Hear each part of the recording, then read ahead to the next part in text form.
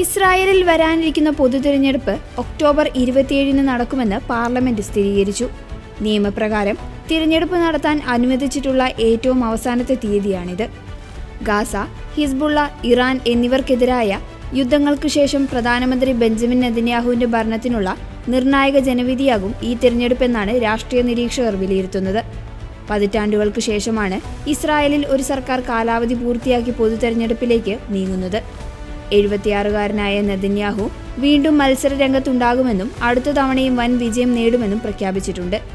Israel ചരിത്രത്തിലെ ഏറ്റവും തീവ്ര വലതുപക്ഷ സഖ്യ സർക്കാരിനെയാണ് നെതന്യാഹു ഇപ്പോൾ നയിക്കുന്നത്. എന്നാൽ സമീപകാല ജനപ്രീതി സർവേകൾ നെതന്യാഹുവിന് അനുകൂലമായിരുന്നില്ല. ഭൂരിഭാഗം ഇസ്രായേൽ ജനതയും നെതന്യാഹു ഭരണത്തിൽ നിന്നും മാറണമെന്നാണ് ആഗ്രഹിക്കുന്നത്. മുൻ സൈനിക മേധാവി ഗാഡി ഐസൻകോട്ടാണ് നെതന്യാഹുവിന്റെ പ്രധാന എതിരാളിയായി ഉയർന്നു വന്നിരിക്കുന്നത്. ജെറുസലേമിലെ ഹീബ്രു യൂണിവേഴ്സിറ്റി നടത്തിയ സർവേ പ്രകാരം 92% ഇസ്രായേലികളും വിശ്വസിക്കുന്നത് ഫെബ്രുവരിയിൽ നടന്ന യുദ്ധത്തിൽ ഇറാനാണ് വിജയിച്ചതെന്നാണ്. ഇറാനും അമേരിക്കയും തമ്മിലുണ്ടായ വെടിനിർത്തൽ കരാർ ഇസ്രായേലിന് ദോഷകരമാണെന്ന വിലയിരുത്തലാണ് ഭൂരിഭാഗം ജനങ്ങളും. ഇതിനെ തുടർന്ന് നെതന്യാഹുവിലുള്ള പിന്തുണ മാർച്ചിലെ 40.5% നിന്നും ജൂണിൽ 29.4% കുത്തനെ ഇടിഞ്ഞു.